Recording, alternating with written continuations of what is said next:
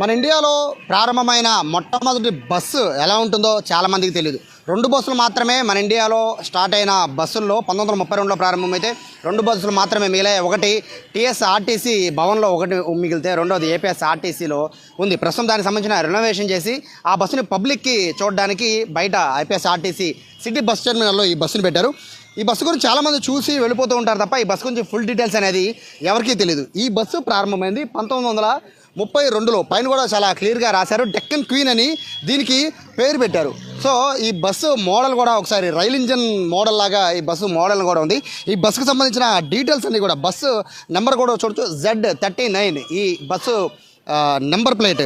So దీనికి Deccan queen అని 1932లో ఉంది. దీనికి ఆల్బియన్ 19 సీటర్ అనే పేరుని దీన్ని పెట్టారు. ఇది స్కాట్లాండ్ నుంచి తెప్పించారు.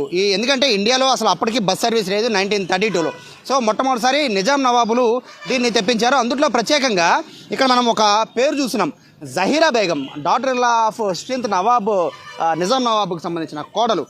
ఆవిడ దీనికి సంబంధించిన చరిత్ర ఒకసారి చూసుకుంటే, ఆవిడ అప్పట్లో ఈ కాచిగూడ నార్కట్పల్లి దగ్గర ఈ ట్రైన్ దిగిన అందరూ కూడా నడుచుకుంటూ మూటలు తల మీద పెట్టుకుంటూ వెళ్ళేవాళ్ళు. వారి బాధను చూడలేక అప్పట్లో నిజాం నవాబు కోడలు ఆవిడ సొంత నగల్ని తాకట్టు పెట్టి దాదాపుగా 27 బస్సుల్ని, అప్పట్లోనే దాదాపుగా 4 లక్షల రూపాయలు ఆవిడ సొంత నగల్ని ఆవిడ అమ్మేసి ఈ బస్సుల్ని కొనుగోలు చేసింది. అది కూడా స్కాట్లాండ్ నుండి వీటన్నిటిని కూడా అప్పట్లో ఆవిడ తెప్పించింది. ఇండియాలోనే మొట్టమొదటి బస్సు ఇది. అప్పట్లో ఇది చార్మినార్ నుంచి తిరుగుతూ ఉండేది. కాచిగూడ, నార్కట్పల్లి ఇటువంటి డిపోస్లో ఎక్కువ ఈ బస్సు ఉండేది. అయితే ఈ బస్సులో అనేకమైన స్పెషాలిటీస్ ఉన్నాయి.